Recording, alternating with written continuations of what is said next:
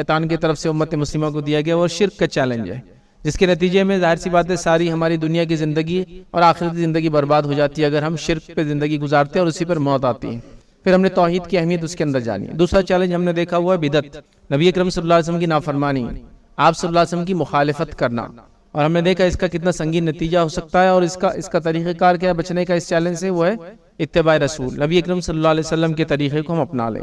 تیسرا چیلنج ہم نے دیکھا وہ ہے اختلاف کا چیلنج، ڈس یونٹی، امت مسلمہ کے آپسی اختلاف جو بے بنیاد ہے، اگر اختلافی کو بنیاد ہو تو ایک الگ بات ہے۔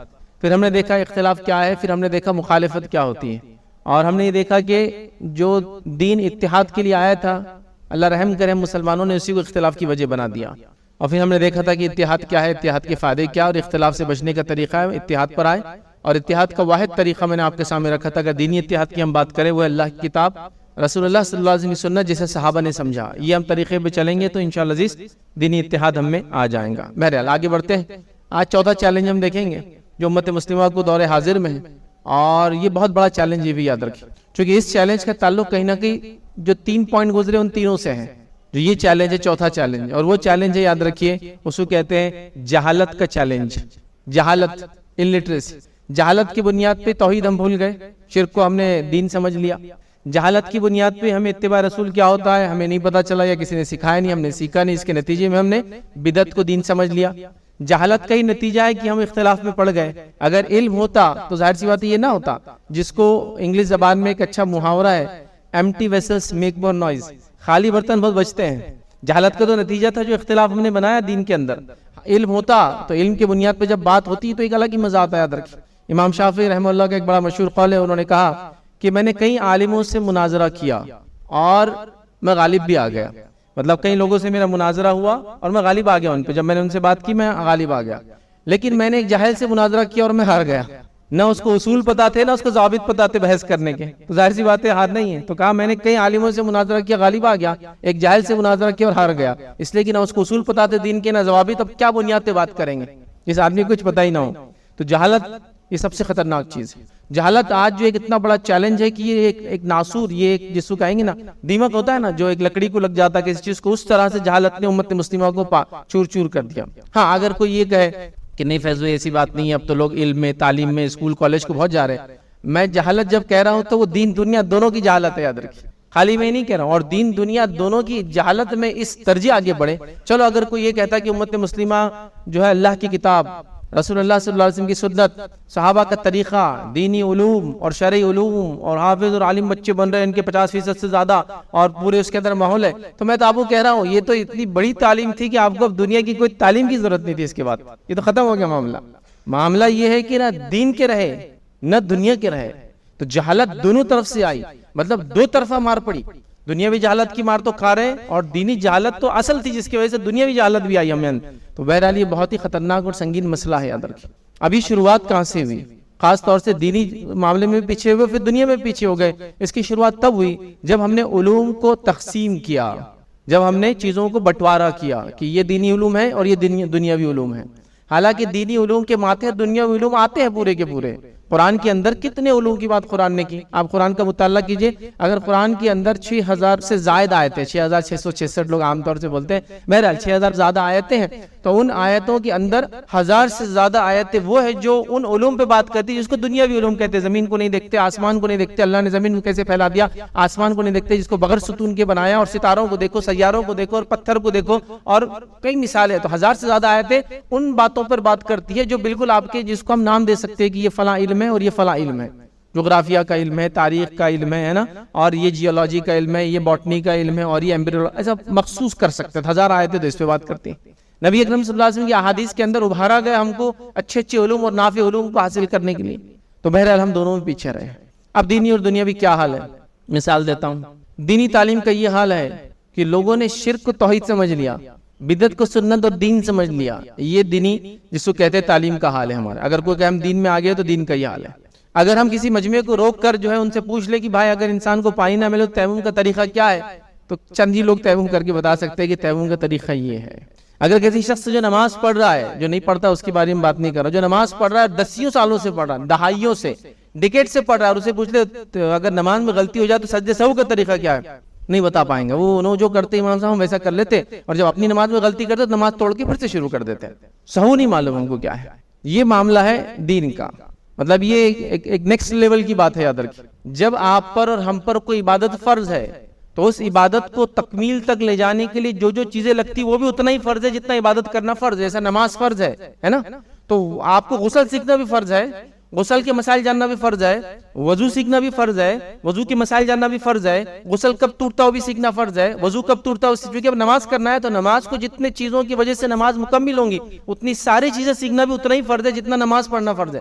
اگر روزہ رکھنا فرض ہے تو روزہ کب نہیں رکھتے وہ سیکھنا بھی فرض ہے, روزے کے مسائل جاننا بھی فرض ہے, روزہ کب ٹوٹتا ہے وہ بھی جاننا فرض ہوتا ہے. سب ہو جاتا ہے, مطلب پورے علوم آ جاتے ہیں اس میں, تو تب جا کے وہ عبادت مکمل ہوتی ہے. تو ہم کو لگا نماز فرض ہے مطلب 4 رکعت اگر پڑھ لی یا 2 رکعت فجر کی تو پڑھ لی, یہ ہے نہیں. اس کے مسائل پہ جاننا اتنا ہی فرض ہے کہ اگر غلطی ہو جائے تو کیا کروں گا, زائد رکعت ہو جائے تو کیا کروں گا, شک ہو جائے تو کیا کروں گا, کم رکعت پڑھ لوں تو کیا کروں گا, پڑھ کے چلا گیا کسی نے آگے بلا کرے آپ نے تو 3 ہی پڑھی 5 پڑھ لی زیادہ پڑھ لی تو کیا کروں گا, جاننا پڑے گا نا. تو یہ سب بھی یاد ہے. تو اسی سے ہم اندازہ لگا سکتے ہیں کہ دینی علوم میں یا دین کے معاملے ہمارا کیا حال ہے. اب آ جائیے دنیا کی طرف. جب اللہ رب العزت نے جس چیز کو فرض قرار دیا اس کے معاملے میں یہ حال ہے تو دنیا کا کیا حال ہوگا آپ جان سکتے ہیں. مختلف رپورٹس موجود ہیں, میں آپ کو احساس کمتری میں نہیں ڈالنا چاہتا ہوں, لیکن حقیقت بھی ایک چیز ہوتی ہے نا. حقیقت یہ ہے کہ دنیا کے تمام علوم کے شعبے جتنے بھی ہوتے ہیں, شعبے جات جس کو بولیں گے, جتنے بھی ڈپارٹمنٹس ہیں, اس کے اندر 1% سے لے کر سب سے زیادہ 5% ہے, اس سے اوپر نہیں ہے. پھر 1% سے لے کر 5% کے رینج میں ہم ہیں, اس سے زائد 5% سے اوپر کوئی نہیں ہے. 5.1 5.2 ایسا ہو سکتا ہے, لیکن وہ 6 تک بھی آنکڑے نہیں جاتے ہیں. یہ ہمارا حال ہے ایجوکیشن کا دنیاوی. بہت ساری کمیٹیاں ہیں, بہت ساری رپورٹس ہیں, آپ جا کے اس کا مطالعہ کر لیں. تو اگر ہم یہ سمجھتے ہیں کہ امت مسلمہ کے اندر سے 6% لوگ صرف جا کر یہاں تک پہنچ رہے ہیں, مطلب اس کا مطلب یہ ہوا کہ 95% لوگ اس میدان میں بھی نہیں ہیں. تو دین کا بھی وہ حال ہو گیا اور دنیا کا بھی یہ حال ہو گیا. دونوں طرف ایک جیسے معاملے نظر آ رہے ہیں. آپ دیکھیں نا, اس اگر کوئی یہ کہتا کہ ہم تو دین کے معاملے میں اتنے آگے ہو چکے اللہ اللہ کہ جس کی کوئی انتہا نہیں, اس وجہ سے کہیں نہ کہیں تھوڑی مار بیٹھ گئی کہ دنیا میں اتنا آگے نہیں بڑھ سکے. لیکن یہ بات تو ہوتی نہیں کہ جو دین میں آگے ہو دنیا میں پیچھے رہے, یہ میں نہیں مانتا ہوں. لیکن چلیے مان بھی اگر لیتے تو یہ دنیا کا حال دیکھیں اب کیا ہے اور دین کا حال دیکھیں اب کیا ہے. تو بہت خطرناک چیز ہے, یاد رکھیں. تو جہالت, اب جہالت نے کیا کر دیا, خوریزیاں, جھگڑے, مطلب جہالت کی اقسام بانٹ سکتے ہیں آپ. معاملات کی جہالت, بات چیت کی جہالت, میل جول کی جہالت, دینی اعتبار سے مطلب جہالت کی عجیب و غریب اقسام ہے, یاد رکھیں. اس کی کئی قسمیں ہم بنا سکتے ہیں, یاد رکھیے. یہ سب جو ہے علم کی کمی کے نتیجے میں آئی. دینی علم کی شدید کمی اور دنیاوی علم کی بھی شدید کمی. کم از کم ایک آدمی دنیا کا علم حاصل کر لے تو کچھ نہ کچھ وہ دین کی طرف بھی بڑھ جاتا ہے. کیسے مثال دیتا ہوں, اب آپ کو کوئی دینی کتاب پڑھنا ہے تو ایک آدھ لینگویج آتی ہوں گی تو دینی کتاب ہی سے پڑھ لیں گا آدمی. تو مسئلہ یہ کہ لینگویج بھی نہیں آتی کوئی, نہ اردو برابر سے آتی ہے, نہ انگریزی انگلش برابر سے آتی ہے, نہ ہندی میڈیم سے پڑھتے ہندی برابر آتی ہے. حال تو یہ ہے کہ 10ویں کا طالب علم اپنا نام بھی الٹا لکھ رہا ہے, اور یہ میں پریکٹیکلی کر رہا ہوں. ایک صاحب میرے سامنے نام لکھ رہے تھے بیچارے, اللہ رحم کرے, تو وہ انگلش میں لکھ رہے تھے. میں نے کہا آپ اردو میں لکھ لیں نا, کیوں آپ تکلیف کر رہے کہ انگلش میں لکھ رہے. تو بولے نہیں اردو تو آتی اس لیے میں انگلش میڈیم سے ہوں. تو انگلش بھی لکھ نہیں پا رہا بیچارہ, اردو اس کو آتی نہیں ہے, وہ اپنا نام نہیں لکھ پا رہا ہے. تو 10ویں تک چلا گیا, 15 سال پڑھ لیا, اس کا یہ حال ہے. تو جو پڑھائی ہو بھی رہی ہے وہ لوگ لکھے ہیں, پڑھے لکھے بھی نہیں ہیں. سمجھ رہے ہم, لکھو بس دیکھ کر اور پاس ہوتے جاؤ آگے. تو پڑھے لکھے کم از کم ہوتے تو بھی سمجھ میں آتا. تو جہالت اپنے جس کو کہتے نا ایک اونچائی پہ, یاد رکھو. میں آپ کو یہ بات بتا دوں, جہالت جو نقصان کرتی ہے یاد رکھیے, وہ نقصان یاد رکھیے اور کوئی چیز نہیں کریں گے. سارے جتنے پوائنٹ جس سے پہلے ہم نے لیے اس کا تعلق جہالت سے ہے. یہ جہالت ہی تھی جس کی وجہ سے ہم نے کچھ بھی نہیں کیا, یاد رکھیں. حالانکہ دین اسلام جب آیا, یاد رکھیں, اس سے پہلے جہالت. اسلام سے پہلے کے دور نبی اکرم صلی اللہ علیہ وسلم کی نبوت دی جانے سے پہلے کے دور کو کیا بولتے, دور جہالت. یہ بولتے ہیں نا, آپ نے پڑھا دور جہالت میں ڈیز آف اگنورنس بولتے ہیں انگلش میں, وہ جہالت کے دور تھے, ایسا تھا ویسا تھا. تو اللہ رحم کریں, اسی دور میں پھر آ چکے دور جہالت میں. صرف اتنا ہے کہ اب ہم کو پتا ہے کہ کیا چیز ہے قرآن, کیا چیز ہے اللہ, کیا چیز ہے نبی, یہ سب معلوم ہے. لیکن جہالت اسی درجے کی, یاد رکھیں. وہی سب چیزیں ہو رہی, یاد رکھیں. وہی برائیاں, وہی خرافات, وہی غلطیاں, وہی کوتاہیاں, وہی گناہ عام ہوتے جا رہے سماج میں. یہ جہالت ہے, یاد رکھیں. تو لہٰذا ہم کو جہالت سے نکلنا ہے, یاد رکھیں. اور علم کی کتنی فضیلت ہے اس کے بارے میں تو میں سمجھتا ہوں جتنا بیان کیا جائے اتنا کم ہے, کیونکہ جہالت کا الٹ علم ہے, یاد رکھیں. اسلام جہالت کو ختم کرنے آیا تھا. جہالت اندھیرا ہے, اسلام نور ہے, ایک روشنی, یاد رکھیں, جو اس کو ختم کر دیتا ہے. تو اسلام تو آیا اسی کے لیے تھا. آپ اندازہ لگائیے, صرف جب اللہ رب العزت آیتوں کو نازل کرتا اپنی کتاب میں تو علماء لکھتے ہیں اس کی بھی حکمت ہوتی ہے کہ پہلے کیوں کون سی آیت بیان کی اور بعد میں کیوں کون سی آیت بیان کی گئی. اگر ایک ہی وقت میں اللہ کے رسول 5 آیتیں اترتی ہے تو علماء اس کی ترتیب بھی بڑی اہم ہے کہ پہلی کو کیوں اللہ نے پہلے نازل کیا اور دوسری کو کیوں دوسرا کیا. وہ ترتیب بھی آپ پڑھیں گے تو پتہ چلیں گے اچھا پہلا کام یہ ہے, اس کی حکمت یہ اس لیے اس کو پہلے بیان کیا گیا, دوسری کا معنی یہ ہے, تیسری کا معنی یہ ہے, یہ بھی اس کی حکمت ہے. تو اندازہ لگائیے اللہ رب العزت دنیا کے اندر وہی بھیج رہا ہے. اب قرآن اترنے والا ہے, اس کے بعد کوئی ہدایت کے لیے کوئی کتاب آنے والی نہیں, آخری کتاب اترنے والی ہے, آخری نبی پہ اترنے والی ہے, ایک ایسے مہینے میں جو سب سے بابرکت مہینہ ہو گیا اس کتاب کے نازل ہونے کی وجہ سے, اور اس میں اللہ رب العزت جو پہلی وحی نازل کرتا ہے وہ کیا ہے معلوم آپ کو؟ اقرا بسم ربک الذی خلق, پڑھ اپنے رب کے نام سے جس نے پیدا کیا. مشرکین کا حال یہ ہے کہ 360 بتوں کی عبادت کر رہے ہیں, شرک سے روکا نہیں جا رہا ہے, ابھی پہلی وحی میں تو نہیں روکا جا رہا ہے. مشرکین کا حال یہ ہے کہ حلال حرام کی تمیز نہیں, کھانے پینے میں ان کو روکا نہیں جا رہا, یہ نہیں کہا جا رہا کہ حرام کھانا چھوڑو حلال کھاؤ, نہیں کہا جا رہا, ابھی وہ بھی چھوڑ دیا جا رہا ہے. حال یہ ہے کہ یہ وراثتوں کو تقسیم نہیں کرنے کے لیے اتنے جاہل تھے کہ اپنے سوتیلے بیٹوں سے ماؤں کے نکاح کر دیتے تھے. باپ کا انتقال ہو گیا, وراثت بڑھ جائیں گی, تو وراثت ماں نہ لے جائے, دوسری بیویاں نہ لے جائے, تو کیا کرتے تھے, یہ بیوی کے بچوں سے وہ بیوی کی شادی اور وہ بیوی کے بچوں سے ہی بیوی کی شادی کر دیتے, ماؤں سے شادیاں کر دیتے تھے بیٹوں کی. کیوں؟ تاکہ وراثت تقسیم نہ ہو. تو یہ درجے کی ان کی جہالت ہے. لڑکی کی پیدائش کو اتنا برا مانتے تھے کہ دفنا دیتے. تو قرآن یہ کہہ رہا ہے کہ لڑکی کو بچاؤ, چونکہ انسانی جان بچانا کتنا بڑا ہے, اس کا بھی حکم نہیں آ رہا ہے. ماؤں سے شادی مت کرو, اس کا حکم بھی نہیں آ رہا ہے. لڑکی کو زندہ دفن مت کرو, اس کا حکم بھی نہیں آ رہا ہے. شرک سے بچو, اس کا حکم بھی نہیں آ رہا ہے. کچھ بھی نہیں آ رہا ہے. ابھی حلال حرام کی تمیز کرو, اس کا حکم نہیں آ رہا ہے. اور ان گنت برائیاں, اتنی برائیاں کہ ماں عائشہ فرماتی ہے ہمارے زمانے میں نکاح کے کئی طریقے تھے. ایک عورت ہوتی, اس کے بعد 5 6 7 8 9 10 مرد آتے, اس کے بعد اس کے ساتھ رہتے. جب وہ حاملہ ہو جاتی ہے تو وہ کسی ایک پہ انگلی رکھ دیتی, وہ اس کا باپ کہلاتا. یہ حال تھا جہالت کا. سمجھ رہے آپ, جہالت اس لیول پر تھی.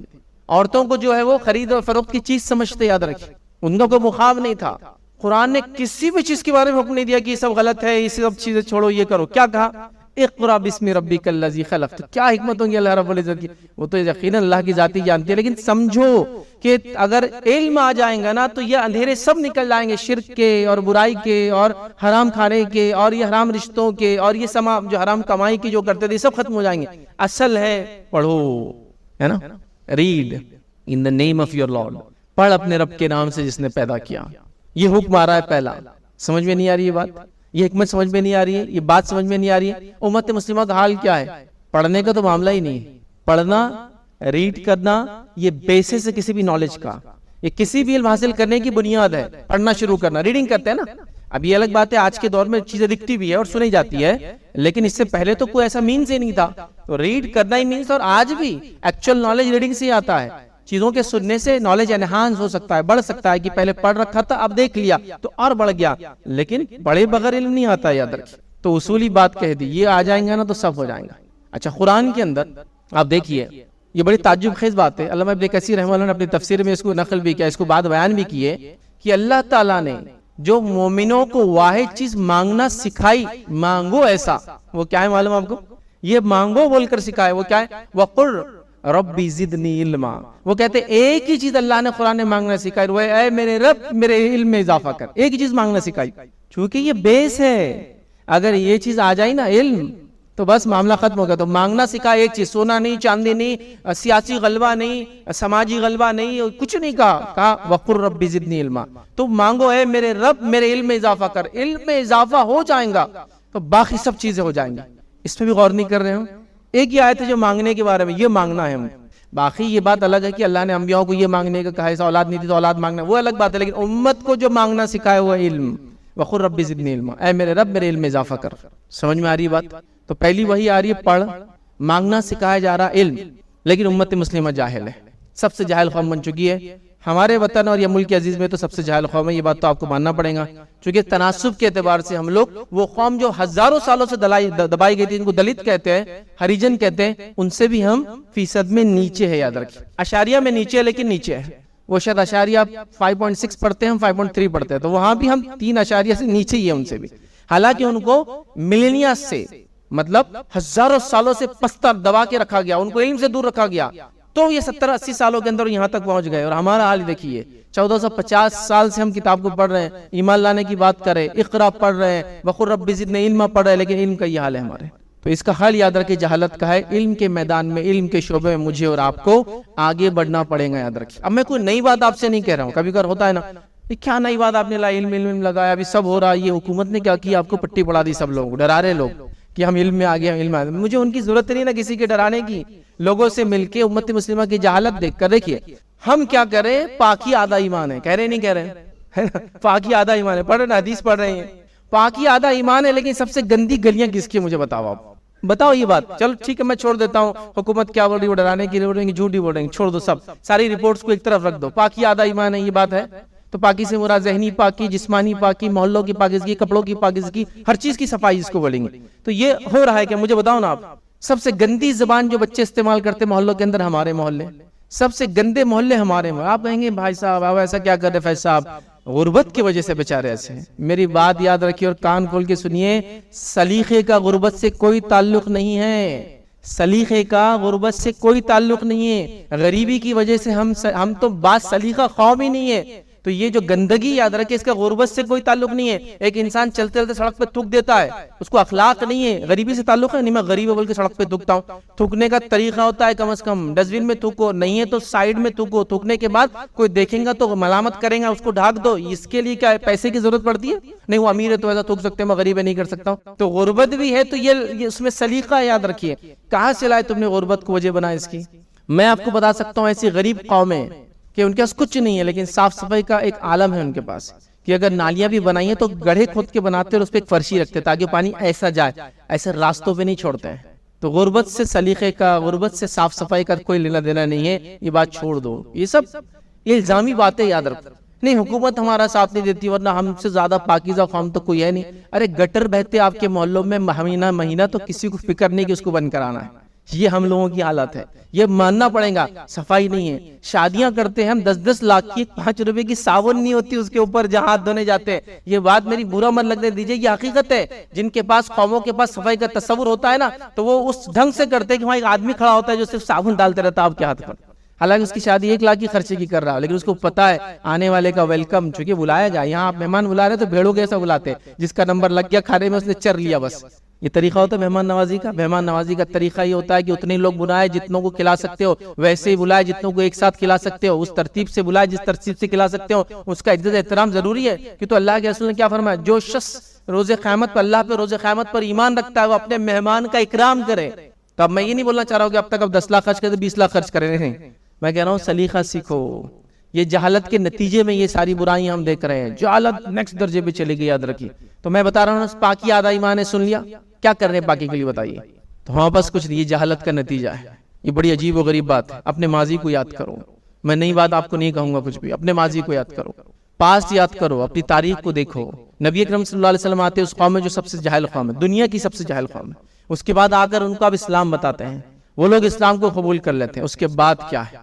اس کے بعد وہ گولڈن ایج چالو ہوتا ہے انسانیت کا، مسلمانوں کا نہیں کہہ رہا، ہیومینٹی کا گولڈن ایج چالو ہوتا ہے، جو ویسی دنیا انسانیت نے پھر اس کے بعد یا اس سے پہلے نہیں دیکھی تھی، کہ کیا حکومت، کیا علم، کیا ہنر، کیا فن، کیا اخلاق، کیا تعلیم، ہر چیز میں اتنے آگے کہ جس کی کوئی انتہا نہیں، جس کی کوئی انتہا نہیں۔ اور یہی تعلیم اور اخلاق تھے اور ان کا کردار تھا جس نے اسلام کو کہاں کہاں تک پہنچا دیا۔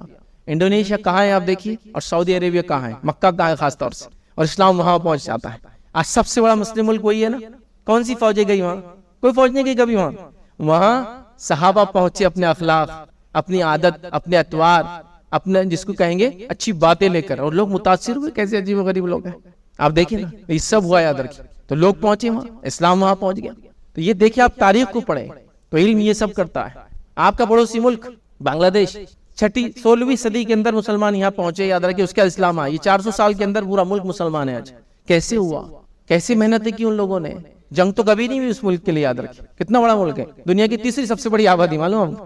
انڈونیشیا، اس کے بعد ہمارا ملک ہندوستان، اور اس کے بعد بنگلہ دیش، پھر پاکستان آتا آبادی میں۔ یاد رکھیں مسلم ملک کے اندر تیسرا نمبر ہے اس کا، آبادی کے اعتبار سے چوتھا نمبر ہے اس کا۔ کیسے پہنچا؟ تو یہ سب چیزیں تھی، وہ علم تھا، وہ ہنر تھا، وہ فن تھی، وہ آپ کی صلاحیتیں تھی، وہ کاشتکاری تھی، وہ کھیتی تھی، آپ کی حکومت کا طریقہ تھا، آپ کا سسٹم تھا، آپ لوگوں میں انصاف کرتے تھے تو لوگ بلا رہے تھے۔ یہ علم کے نتیجے میں ہوا، جہالت یہ سب نہیں لاتی، جہالت تو اندھیرا اندھیرا۔ تو یہ سب ہوا، یاد رکھیں۔ تو میں نئی بات نہیں کہہ رہا ہوں، میں کہہ رہا ہوں تاریخ کو پڑھو اور اب اپنے مقام کو پہچانو، تم کس مقصد کے لیے دنیا میں بھیجے گا اس کو جانو۔ کچھ نہیں تو قرآن و سنت پہ عمل کرو، دین میں بھی آگے بڑھ جاؤں گے، دنیا میں بھی آگے بڑھ جاؤں گے۔ جہالت تو ختم کرو، یہ جہالت بہت ہوا بہت ہوا. اب آپ کہیں گے ہمارے شہر میں تو ہر پڑوسی ہمارا گریجویٹ ہے، ہمارے گھر میں تو پوسٹ گریجویٹ ہے. وہ پوری امت تو اورنگ آباد شہر میں نہیں رہتی ہے نا. یہاں سے 10 کلومیٹر نکل جاؤ پھر پتہ چلتا ہے آپ کو امت کا حال کیا ہے. کوششیں کہاں کی ہم نے، محنتی کہاں کی جس کی ضرورت ہے. اگر آپ کو علم تھا تو آپ یہ علم کا بورا اٹھاتے اور نکل جاتے کہیں اور لوگوں کو وہاں علم دیتے، لیکن نہیں کیا. عجیب و غریب لالچ حریص زندگی کے. اب میں آپ کو کیا بتاؤں، ایک زمانہ گزرا ہے، لوگ کہاں سے آ رہے ہیں. مطلب آپ واقعات دیکھیں کہ میں ایک مرتبہ اڑیسہ کے ایک چھوٹے سے علاقے میں گاؤں میں گیا تھا، قصبے میں گیا تھا، اور وہاں ایک مخصوص گاؤں، اڑیسہ میں ویسے آبادی مسلمانوں کی 2% ہے، پورے اسٹیٹ میں اتنی آبادی، بہت کم مسلم آبادی ہے، ٹھیک ہے. حتیٰ کہ بھوبنیشور جو پلانٹ سٹی ہے ان کا کیپٹل ہے، اس کے اندر گورنمنٹ کے بنائی ہوئی مسجدیں جتنی بھی، اور وہاں بھی انہیں یہ لوگ آتے جو کہ آبادی نہیں ہے. ہوتا ہے نا پلانٹ سٹی میں گرودوارے بناتی ہے گورنمنٹ، مسجدیں بناتی ہے، گریو یارڈز بناتی ہے، 2-3 مسجدیں، لیکن کچھ نہیں، بس چند لوگ ملتے ہیں نماز کے لیے، چونکہ آبادی نا پرسنٹیج ہی نہیں ہے. تو وہاں قصبے میں جانا ہوا تو پتہ چلا یہ 100% مسلم قصبہ ہے. میں بڑی تعجب کی بات ہے، کہاں دیکھنے کو ملتا ہے 100% مسلم قصبہ؟ تو بڑے بڑے اسٹیٹس میں نہیں، اڑیسہ میں اتنی کم آبادی ہے. تو کہا کسی زمانے میں ایک عربی انسان تھے، وہ پتہ نہیں کہاں عرب، سعودی عرب کے علاقے سے تھے، بزنس کے سلسلے میں آئے، پھر بنگلہ دیش وغیرہ کی طرف آنا ہوتا تھا، تو وہاں سے نکل کے ندی کے ذریعے ہمارے گاؤں تک پہنچے. اور یہاں کے دیکھا لوگوں کی جہالت، تو یہاں انہوں نے سوچا کہ میں اسلام کی دعوت دوں گا یا بس جاؤں گا. بس انہی کی محنتوں کا نتیجہ ہے کچھ 100 سالوں میں سارا علاقہ جو مسلمان ہو گیا. تو دیکھو اپنا ملک چھوڑ کر، اپنا وطن چھوڑ کر، علم کو پھیلانے کے لیے، کتاب و سنت کی دعوت کے لیے، صحیح بات کو کرنے کے لیے لوگوں نے یہ سب کیا، تو وہ بھی کرنا پڑے گا. تو یہ نہیں کہ اب ہمارے شہر میں تو بڑے لوگ ہو گئے، تعلیم یافتہ، اب نکلو امت پورے ملک میں پھیلی اور پورے دنیا میں پھیلی. تو آپ کو یہ کام کرنا یاد رکھو. تو لہٰذا جہالت کے اندھیروں کو ہم کو ختم کرنا ہے، قرآن کی تعلیم کو عام کرنا ہے، سنت کی تعلیم کو عام کرنا ہے. اس کے بعد ہم کو ایجوکیشن انسٹیٹیوشنز کھولنا ہے جس کے اندر ہم دنیاوی تعلیم بھی عام کریں گے، چونکہ ہمارا دین ہم کو دنیا میں پیچھے نہیں رکھتا ہے، ذرہ برابر بھی پیچھے نہیں رکھتا ہے، بلکہ وہ تو ہم کو آگے بڑھنے کا حکم دیتا ہے. اس معاملے میں بھی نبی اکرم صلی اللہ علیہ وسلم موجود ہے، جنگ بدر ہوئی، جنگ بدر کے بعد قیدیوں کو جو ہے چھوڑنے، رہا کرنے کے لیے کہا گیا، رہا کرنے کے لیے پیسے لے گیا. اب جن کے پاس پیسے نہیں تھے کیا کیا جائے؟ تو کہا 10 مسلمان بچوں کو علم دے اور پھر وہ جا سکتا ہے. اب وہ مشرکین نے کیا علم دیا ہوں گا؟ علم ہنسا، میتھمیٹکس کا علم دیا ہوں گا، ستاروں کے ذریعے رات میں ریگستان میں کیسے راستے ڈھونڈتے وہ بتایا ہوں گا، سورج اور چاند کی گردش ہے، یہ سب جو اس زمانے میں تھا، کھیتی باڑی کا، ایگریکلچر کا کچھ علم دیا ہوں گا، بس یہی تو دیا ہوں گا. یہ حکم دیا گیا 10 بچوں کو سکھائے، آزادے پھروں، چلو رہائی ہوگی. نبی اکرم صلی اللہ علیہ وسلم کے پاس جو ہے آپ کے صحابی آتے ہیں، اور جو آپ صلی اللہ علیہ وسلم کے خطوط وغیرہ لکھا کرتے تھے، یاد رکھیے، کہا ہے اللہ کے رسول ہم جو خطوط لکھتے ہیں بادشاہوں کو، تو یہ خطوط میں جو ہے نا اگر اس کو مہر ہو تو وہ قبول کرتے ورنہ نہیں کرتے ہیں. تو کیا میں آپ کے لیے مہر بنا دوں؟ آپ نے کہا جاؤ مہر بنا لو، مینوفیکچرنگ بنا لو، جاؤ، کوئی مسئلہ نہیں. یہ نہیں کہا رہے نہیں یہ سب ضرورت نہیں دنیا میں جانے کی، بنا لو. ایک بار آیا اور کہا اللہ کے رسول اگر ہم ان کو انہی کے لینگویج میں خط و کتابت کرے تو کہا بالکل. اور انہوں نے عبرانی سیکھنا شروع کر دی. 1 منتھ میں وہ خود کہتے، جامع ترمذی کی روایت ہے، میں نے اتنی عبرانی سیکھ لی کہ اس میں اب میں لیٹرز لکھ سکتا تھا، لیٹرز ریڈ کر سکتا تھا، تو میں نے عبرانی میں لکھنا سیکھ لیا. تو نالج کا آپ گین کرنے کی صلاحیت ہے نا کہ آپ علم حاصل کرو، لینگویجز کو سیکھو. منع نہیں کہ یہودیوں کی زبان سیکھنے کا حکم دیا، کہو سیکھو، خط و کتابت کرو اس کے اندر. تو عربی میں لکھتے تھے، پھر اس زبان میں اس کا ترجمہ لکھ دیا کرتے تھے. تو ہمیں یہ کہہ سکتے ہیں ارلیسٹ ایج میں ترجمہ ہونا شروع ہو گئی تھی قرآن کی چند آیتیں ہی صحیح. ہمارے اسلاف نے بہت کچھ کیا، یاد رکھیے. اب اسی کے زمن میں بس ایک ذہن میں واقعہ آ رہا تو وہ سنا دیتا ہوں آپ کو. بتائے بڑی تعجب خیز بات ہے جو میں عربی کا کہہ رہا ہوں کہ وہ ترجمہ انہوں نے کیا چند آیتوں کا. تعجب خیز بات ہے، قرآن کا پہلا مکمل ترجمہ کس زبان میں معلوم ہے؟ قرآن کا پہلا مکمل ترجمہ یاد رکھیے یہ عباسی خلافت کے دور میں 270 یا 280 کے آس پاس. اور یہ تاریخ مطلب انہوں نے لکھا ان کی ہسٹری کے اندر، ہندوستان سے ایک ریکویسٹ آئی تھی کہ ہماری زبان میں قرآن کا ترجمہ دیجیے. اور انہوں نے لکھا کہ ہند کی زبان میں پہلا قرآن کا مکمل ترجمہ آفیشلی عباسی اسٹیٹ نے خلافت نے کروایا تھا. اب وہ زبان کون سی تھی اس میں نہیں، ہند کی زبان. اب وہ نارتھ میں پتہ نہیں کشمیری تھی یا پنجابی تھی یا سندھی تھی یا پھر سنسکرت تھی واللہ، لیکن ہند کی زبان چونکہ یہاں سے ڈیمانڈ تھا ترجمہ کر دو کہا پہلا ارلیسٹ. اس کے بعد سارے ترجمے معلوم آپ، فارسی وغیرہ ترکی سب بعد میں ہوئے. یہ سب سے پہلا ترجمہ ہے، 3ری صدی میں ہو رہا ہے مکمل ترجمہ اسٹیٹ کی طرف سے. کیوں کیا جا رہا ہے؟ علم کو عام کرنے کے لیے. تو تاریخ دیکھو اپنی علم اور فن ہنر میں. اسکولنگ سسٹم آپ دیکھتے ہیں، انسٹیٹیوشنز آپ دیکھ رہے ہیں، اتنے بڑے ادارے کام کر رہے ہیں. اس کی بنیاد کس نے رکھی؟ اس کی بنیاد ہم نے رکھی. اس کی بنیاد نبی اکرم صلی اللہ علیہ وسلم نے مدرسے کی بنیاد رکھ دی تھی. مسجد نبوی میں بچے پڑھنے آتے تھے، اصحاب صفہ جو ہے ایک چبوترے کے اوپر پڑھا کرتے تھے. یہاں سے شروعات ہوگی. لیکن ایک آرگنائز ایجوکیشن سسٹم کی بنیادی مسلمانوں نے رکھی. پورے یورپ نے اس کو اڈاپٹ کیا. اور کہاں سے شروع ہوئی؟ جب سلجوق حکومت تھی، 11ویں صدی کی بات ہو رہی ہے، آج سے 1000 سال پہلے کی بات ہو رہی ہے. اسکولنگ سسٹم ابھی یورپ میں نہیں، یاد رکھیے، ابھی بھول جائیے، ابھی تاریخ نہیں پڑھی ہے تو اب یورپ کا کیا بولوں اور اسلام کا کیا بولوں، سبھی ہم لوگوں کے لیے برابر ہے. بہرحال ابھی جو ایجوکیشن سسٹم ان کے اسکولنگ نہیں آئی ہے. یہاں سلجوق خلافت کے اندر یاد رکھیے ان کا ایک وزیر ہوتا ہے، یاد رکھیے، نظام الملک حسن بن علی الطوسی، نظام الملک ٹائٹل تھا اس شخص کا. یہ تو اس نے 3 یا 4 تقریباً جو ہے سلجوق جو ہے سلطان جو تھے ان کو یاد رکھیے اس نے سروسز دی. تو اس نے کیا کیا، ایک نظامیہ بنایا، ایک سسٹم بنایا نظام الملک نے کہ بچوں کو اسٹیٹ کیسے تعلیم دیں گا. اور پورے سلجوق، یہ آج کے دور کے پاکستان سے لے کر تو ادھر شام تک ان کی حکومت تھی، یاد رکھیے. تو لہٰذا اس نے پورا ایک سسٹم بنایا جس کے ذریعے سکولز ہوتے تھے اور ان سکولز کے اندر بچوں کو ایجوکیشن دیا جاتا تھا. یہ سیکولر ایجوکیشن تھا. ریلیجیس ایجوکیشن تو پہلے سے تھا، وہ کبھی بھی ختم نہیں ہو، تو وہ دیا جاتا تھا. اسی سسٹم کو لے کے یورپ نے اسکولنگ سسٹم چالو کیا کئی صدیوں بعد، یاد رکھیے 4 5 6 صدی بعد، لیکن یہی اڈاپٹ کیا نظام الملک کا ہی سسٹم. اور اتنا وہ اثر انداز وہ سسٹم تھا کہ نظامیہ کے نام سے آج تک جتنے درس نظامی جو بولتے ہیں نا، وہ نظام الملک الطوسی کے نام سے ہے، جو اس نے وہ آدمی نے سسٹم بنایا تھا کہ ایسا اسٹیٹ ایجوکیشن دیں گا. تو یہ تو آپ کی اور ہماری دین ہے. دنیا کی پہلی یونیورسٹی، آپ سمجھ رہے دنیاوی علم مسلمان پیچھے تھے، اس کی مثالیں دے رہا ہوں. دنیا کی پہلی یونیورسٹی آکسفورڈ اور کیمبرج نہیں ہے، یہ تو 500 سال بعد بنی. میں تاریخی حوالوں کہہ رہا ہوں، میں دنیا بھی آج گوگل کر لو، آپ گوگل والے حوالے بھی دے سکتا ہوں کہ دنیا کی پہلی یونیورسٹی یاد رکھیے تونیشیا میں بنی، یونیورسٹی آف زیتون، 8ویں صدی میں. آج سے کتنے 100 سال پہلے؟ 8ویں صدی، 1200 سال پہلے کی بات کر رہا ہوں. پہلی یونیورسٹی جو ڈگری دیتی تھی لوگوں کو.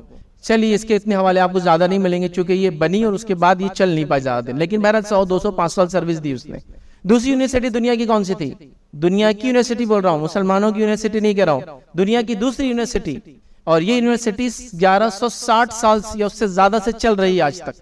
اور اس کو یہ اعزاز حاصل ہے کہ دنیا کی سب سے پہلی اور سب سے زیادہ لمبی چلنے والی ایجوکیشنل انسٹیٹیوٹ ہے. Guinness book of world record میں اس کا نام ہے. 1150 سال سے چل رہی ہے. کون سی university? University of Qarawiyyin, Fez, Morocco کے اندر ہے، افریقہ کا ایک شہر ہے. جا کے دیکھ لیجیے. اس کی بنیاد کس نے ڈالی؟ فاطمہ فہری نام کی خاتون نے ڈالی. اپنے والد کے ایصال ثواب کے لیے اس نے یہ جامعہ کی ابتدا کی تھی اور اس میں ڈگری دی جاتی ہے سیکولر ایجوکیشن کی. اس یونیورسٹی کی خصوصیت کیا معلوم آپ کو؟ کیتھولک چرچ کے 2 پوپس اس سے پڑے ہوئے ہیں، مذاق نہیں کر رہا ہوں. کیتھولک چرچ کے جو ہائیز اتھارٹی ہوتے، چونکہ ان کے علاوہ یونیورسٹی کا دنیا میں تھا ہی نہیں، تو ایجوکیشن لینا ہے تو مسلمانوں کے پاس جانا ہی پڑتا تھا. اور وہ پوپس جب ایجوکیشن حاصل کیے تھے، مطلب وہ عربی جانتے، چونکہ یہ عربی میں ہی ایجوکیشن دیتی تھی، معلوم. تو یہ تھے آپ، اور یہ ہے آپ کا پاسٹ، یہ آپ کی تاریخ ہے. تو پہلی یونیورسٹی ہوگی، دوسری ہو گئی. اب تیسری کس نے ڈالی دنیا کی یونیورسٹی؟ وہ بھی مسلمانوں نے ڈالی. اس کا نام تھا الازہر، 11ویں صدی میں. آکسفورڈ اینڈ کیمبرج 12ویں 13ویں اور 14ویں صدی کی بات ہے. ابھی یہ اس کے 200 سال بعد. تو 3rd یونیورسٹی الازہر، جامعہ الازہر، جو آج بھی چل رہی ہے قاہرہ میں، مصر میں، جہاں سے ابھی بھی لوگ سندیں لے کے آتے ہیں. لیکن وہاں دینی ایجوکیشن بھی ہوتا ہے اور ساتھ میں سیکولر ایجوکیشن بھی آتا ہے، لیکن وہ لینے کو وہاں جاتا نہیں، چونکہ ہمارے پاس بھی علاقوں میں بہت سارے ایجوکیشن ہے. جیسے آج بھی دیکھیے مدینہ یونیورسٹی بہت سارے جا کے مدنی بنتے ہیں نا، تو وہاں آپ کو جہاں مدینے میں آپ کو علم شریعہ پڑھایا جاتا ہے، وہاں آرکیٹیکچر بھی ہے، وہ بھی فری آپ پڑھنا چاہے تو. ابھی بھی آپ چاہے تو داخلہ لے لیں، آرکیٹیکچر بھی ہیں وہاں، سول انجینئرنگ بھی، وہاں میکینک، سارے کورسز ہے. لیکن چونکہ ہمارا ملک ان معاملوں میں زیادہ آگے تو لوگ یہاں جاتے ہیں، یوروپ جاتے ہیں نہیں تو. لیکن وہاں ابھی بھی وہ ساری چیزیں، دونوں ایجوکیشن ساتھ ہی چل رہا ہے. تو یہ تیسری یونیورسٹی کی میں نے بات کر لیا. میں نے اسکول کی آپ کے ایگزامپل دے دیا. اب میں ریسرچ کی بات کروں آپ تو مسلمانوں نے کیا کچھ ریسرچ نہیں کیا. اللہ اللہ، مطلب وہ ریسرچ فیلڈ میں آگے تھے، اتنے آگے تھے اسی کو انتہا نہیں. کتنے آگے تھے کہ اس لکھنے والوں نے لکھا کہ 15ویں صدی یا 16ویں صدی تک دنیا کے 80% سے زیادہ سائنسدان مسلمان تھے. اور آج کا حال یہ کہ 90% سے زیادہ سائنسدان یہود ہیں، جیوز ہے. یاد رکھیں بہت علم اور ہنر اور فن میں انہوں نے اپنے آپ کو آگے بڑھایا، اسپیشلی سیکولر ایجوکیشن میں. تو بہرحال اس چیز کو سمجھنے کی ضرورت ہے. یاد رکھیں تو ریسرچ ورک مسلمانوں نے اتنا کیا جس کی کوئی انتہا نہیں. یاد رکھیں میں مثالیں بھی نہیں دے سکتا ہوں، کیونکہ اتنی مثالیں آپ کی زندگی میں. آپ اگر پڑھنا چاہیں اپنے آباء و اجداد کی وراثت کیا تھی، تو ایک کتاب ہے 1001 Inventions Muslim Heritage in Our World. یہ کتاب کو آپ پڑھیں. 1001 انوینشن جو مسلمانوں کے ہے، انہوں نے اس کتاب میں 6 کیٹیگری بنائی. گھر کے اندر، اسکول کے اور کالج کے اندر، مارکیٹ پلیس کے اندر، ایسے اس نے 6 کیٹیگری بنایا. اور اس میں لکھا کہ 1001 انوینشن 6 کیٹیگری مسلمانوں نے کیسے کیے، چھوٹے سے لے کر بڑا انوینشن ہے. یاد رکھیں مطلب ایسی چیزیں جو آپ تعجب کریں گے. اور خود دنیا کی اکثر زبانیں جو مسلمانوں نے جہاں حکومتیں کی، ان زبانوں پہ اثرات دیکھیے اس کا، یا ان تجربات کے اثرات دیکھیے، اسی کو انتہا نہیں. یہ اسی مسلمانوں کے تجربوں کے اور اس کا نتیجہ تھا. یاد رکھیں ٹھیک. آپ اگر میتھمیٹکس میں لے ہوتا نا ایکس یوز کرتے آپ ایک اینٹیٹی کے لیے، تو یہ مسلمانوں کی دینے. یاد رکھیں مسلمانوں نے کیا کرتے تھے، شیون لکھتے تھے. کسی چیز کو ابھی مل نہیں رہا، کیا لکھے اس کی ویلیو، تو شیون. تو جب اس کے ترجمے ہونے لگے تو لوگوں نے کہا شیون کو کیا کریں گے ترجمہ عربی سے، تو کہا ایکس لکھ دو. ویلیوز کی, ایکس ایکول ٹو فلاں, آپ ان بات میں کر لیں گے, تو وہ بھی وہاں سے آیا. مطلب آپ کو میں ایک سی چیز بتا سکتا ہوں, یاد رکھیں ستاروں کے نام جتنے جو دکھتے تھے آسمان میں, یاد رکھیں پورے عربی نام ہے. آج بھی انگلش میں بھی یوز ہوتے ہیں تو عربی میں ہوتے ہیں. زینت سب سے اونچے ستاروں کو کہتے ہیں, زینت انگلش میں بھی یوز ہوتا ہے, وہ زینت عربی کا ہی یاد رکھیں. چونکہ ستاروں کے نام مسلمانوں نے دی, چونکہ وہ اسٹڈی کرتے تھے آسمان, باقی لوگوں کے لیے تو عبادت کی چیزیں تھی نا, تو اس پہ کیسا غور و فکر و تدبر کر سکتے تھے. ہم تو سوچتے تھے اللہ کی کائنات ہے, اللہ چلا رہا ہے, تو پڑھو ان کو, لکھو اور سمجھو یہ کیا کرتے ہیں, کس لیے پیدا کیے گئے, تو انہوں نے نام دیے. مطلب آپ ایک فہرست بنا سکتے ہیں جو عربی, آپ کو اگر جانا ہے تو انٹرنیٹ پہ جائیے, انگلش کے اندر کتنے الفاظ ہیں جو عربی سے آتے ہیں, کتنے علم اور فن ہے, یاد رکھیں. الجبرا تو سب نے پڑھا ہوگا نا چوتھی جماعت کے اندر, آ جائے تو اتنا تو سمجھ میں آتا کہیں نہ کہ ہمارے باپ دادا کچھ نہ کوئی ریلیشن آ گیا اس سے. الجبرا کیا تھا کہ بھائی ایک مسئلہ ہے, اس مسئلے کا حل نکالنے کے لیے ابھی کچھ معاملہ جم نہیں رہا تو کیسے کرنا, تو الخوارزمی نے کتاب لکھی الجبر والمقابلہ, کہ زبردستی سے لا کے ایک اینٹیٹی کو دوسرے کے سامنے کھڑے کر دو, تو نیچے والے کو اوپر سے, اوپر والے کو نیچے ضرب دیتے ہیں ایک مسئلے کا حل نکالنے, تو اس کا نام ہی رکھ دیا الجبر, وہ کتاب کا ہی نام تھا. الجبر زبردستی سے لانا اور مقابلے میں کھڑے کر دینا چیزوں کو, تو اسی سے لفظ آ گیا الجبرا. تو پڑھتے ہیں نا الجبرا, سب پڑھتے ہیں, اس کے بغیر میتھس کمپلیٹ نہیں ہو سکتا ہے. جو پورا سائنس دنیا کے اندر جو کمپیوٹر ایج ہے, یاد رکھیے یہ آ نہیں سکتی اگر الخوارزمی الگوریتھم نہ بناتے. الخوارزمی کے نام سے لفظ الگوریتھم لکھا گیا, انہوں نے پہلا بنایا ہے کہ زبانیں کیسی بنی جائیں گی اور کس چیزوں کو حل کرنے کے لیے ایک پورا سسٹمیٹک الگوریتھم بنانا چاہیے جو پورے کمپیوٹر کا بیسس ہے, یاد رکھیے. سمجھ رہے ہیں؟ تو یہ مسلمانوں کی دین ہے. دنیا کے اندر ہم دیکھتے ہیں چیزوں کو ریکارڈ کرتے ہیں, آج تو ریکارڈنگ کا دور ہے نا, تو یہ کس نے شروعات کی, یہ ہم ہی نے شروعات کی. ابن الہیثم نے اس کی شروعات کی کہ آنکھ دیکھتی کیسا ہے, اور پہلا پن ہول کیمرہ دنیا کا بنایا. کیمرہ لفظ خود عربی سے آتا ہے, ایک انٹرنل کمرے کو اردو میں بھی دیکھیے اس کو کمرہ ہی بولتے ہیں, وہ عربی کا لفظ ہے, اور اسی سے لفظ وہ قمرہ بولتے ہیں, اس کو کیمرہ اردو میں بولتے ہیں, اور کمرہ ہمارے پاس اردو میں بولتے ہیں. ایک انٹرنل حصہ ہوتا ہے گھر کے اندر جو چھوٹا سا کمرہ بولتے ہیں, اس کے اندر پورا اندھیرا کر کے انہوں نے ایک پن ہول کیا, سامنے پانی کو رکھا, روشنی اس سے پڑتی تھی اور اس کا عکس اندر بنتا تھا. تو انہوں نے بتایا آنکھ کیسا دیکھتی ہے, تو اندھیرا کرنے کے لیے وہ کمرہ استعمال کیا. وہ کمرہ سے کیمرہ لفظ ہو آتا ہے انگلش کے اندر. تو آنکھ کیسے دیکھتی انہوں نے دنیا کو پہلی بار بتایا. ٹھیک ہے, اور یہ کب بتایا, آج سے 1000 سال پہلے. اور یونیسکو نے 2016 کے اندر دا ملینی آف لائٹ بول کے ایک سال منایا تھا, ملینی آف لائٹ, چونکہ 1016 میں الہیثم نے اسٹڈی شروع کی تھی آنکھ کیسا دیکھتی ہے. تو انہوں نے 1000 سال جب ہوئے اس کو, تو انہوں نے ایک دن منایا یونیسکو نے 2016 کو, کہا دا لائٹ ملینی آف لائٹ, 1000 سال روشنی کے. کیوں؟ ابن الہیثم نے تحقیقات شروع کی تھی کہ 1016 کے اندر کی آنکھ دیکھتی کیسا, اور وہاں سے پتہ چلا لائٹ اور پورے فزکس کا بیس ہے, یاد رکھیے پورے فزکس کا بیس ہے, یاد رکھیے. تو سبحان اللہ. تو آپ کے انجینئر سے, آپ کے ڈاکٹر سے, آپ کے کیا نہیں ہے. 17ویں صدی تک جو کتاب پڑھ کے لوگ ڈاکٹر بنتے تھے وہ تھا, ٹھیک, کس کی کتابیں تھی, ابن سینا, ایویسینا, ان کی کتاب پڑھی. ابن الہیثم, الجزری, میں ایک لسٹ فہرست گن سکتا ہوں, اتنی کتابیں, اتنی تحقیقات. بلکہ اسپین کے اندر ابن ندیم نامی ایک شخص گزرے ہیں, انہوں نے کیا کیا تھا, یہ سوچا کہ میں کچھ تو نہیں کر سکتا, فہرست بناتا ہوں کہ مسلمانوں نے سائنس میں ریسرچ ورک کیا کیا. تو انہوں نے ایک کتاب لکھی, اس کا نام الفہرست ابن ندیم کی, دیکھ لیجئے. تو وہ فہرست میں صرف کتاب ہے, تو 500-600 پیجز کی کتاب میں صرف فہرست ہے, نام کتاب کا, لکھنے والا کون ہے اور کیا لکھا, بس ایک ایک لائن میں لکھا ہو. 600 پیج خالی اندلس کے علماء کی وہ کتابیں لکھ رہے ہیں جو دنیاوی جو ہے سیکولر ریسرچ انہوں نے کی تھی, الفہرست ابن ندیم کی. آج اس کو پورا یورپ ڈھونڈا ہے کہ کتابیں کہاں ملیں گی, ابن ندیم نے یہ لکھا, یہ لکھا, یہ لکھا, یہ لکھا, کہاں یہ کتابیں. سبحان اللہ. تو یہ تاریخ ہے آپ کی, بہت روشن تاریخ, بہت روشن. جہالت تو یہاں نزدیک بھی نہیں پھٹا سکتی ہے. تو اپنے زندگیوں سے ہم جہالت کو نکالیں, علم اپنے زندگی میں لائے, اس کے بغیر دنیا کے اندر عزت والی زندگی نہیں. آخری بات رکھ کے بات ختم کرتا ہوں. آج اگر دنیا میں جو اللہ نے جو وسیلے دیے, جن وسیلوں سے ہم اپنی حالت بدل سکتے ہیں, وسیلے دیتے نا, اس کے ذریعے یہ جیسا محنت کرو گے حلال روزی کماؤں گے تو کھانا کھاؤں گے, وسیلہ ہے نا حلال روزی کمانا. تو اللہ نے جو وسیلے دیے ہیں ان میں ایک ایسا وسیلہ میرے اور آپ کے پاس ہے, اگر اس کو اپنا لے تو اندھیرے سے آج اجالے کی طرف جا سکتے ہیں, پستی سے اونچائی کی طرف جا سکتے ہیں, سیاسی پستی سے سیاسی اونچائی کی طرف جا سکتے ہیں, جہالت سے نکل کر روشنی کی طرف جا سکتے ہیں, غربت سے نکل کر مالداری کی طرف جاتے ہیں. نیچے دیکھے جا رہے ہو تو اوپر دیکھے جاؤں گے, وہ ایک ہی وسیلہ ہے, وہ علم ہے. بس ایک ہی وسیلہ, وہ علم ہے. بس آخری کلام, آخری بات میری, علم کو اپنا لو, ختم. جنہوں نے علم کو اپنا لیا دنیا کے اندر آگے بڑھ گئے. آج امریکہ اس لیے آگے نہیں ہے دنیا کے اندر کہ اس کے پاس طاقت ہے, طاقت بھی علم کی وجہ سے آئی اس کے پاس. یہ سوچو نا, آج امریکہ سب سے مالدار ملک اس لیے نہیں ہے کہ وہ بہت ان کے خزانے نکلتے, نہیں, اس نے علم حاصل کیا اور علم کے ذریعے چیزوں کو بیچتا ہے پوری دنیا میں. تو یہ کرا, تو علم بیس ہے. تو بہرحال علم کو اپنا لو, قرآن و سنت، شرع علم اور فاد میں دنیا میں علم، تو انشاءاللہ عزیز دنیا بھی ہماری کامیاب ہوں گی، آخرت بھی ہماری کامیاب ہوں گی۔ تو یہ ایک بڑا چیلنج ہے امت مسلمہ کے سامنے، ایک عجیب چیلنج ہے، کیا کہوں، مچھلی کے بچوں کو تیرنا سکھانے جیسا چیلنج ہے یہ۔ مچھلی کے بچے پیدا پانی میں ہوتے ہیں، تیرنا ان کے فطرت میں ہوتا ہے، لیکن مسلمانوں کو کہنا پڑا علم حاصل کر بھائی، کتاب کا کر، سنت کا کر، دنیا میں جا، ایجوکیشن میں جا، اسکول میں جا، یہ ہونا نہیں چاہیے۔ تو بہرحال اللہ تعالیٰ سے دعا ہے کہ اللہ رب العزت ہم تمام کو علم کی جو ہے روشنی سے یا اس کی دولت سے مالا مال کرے۔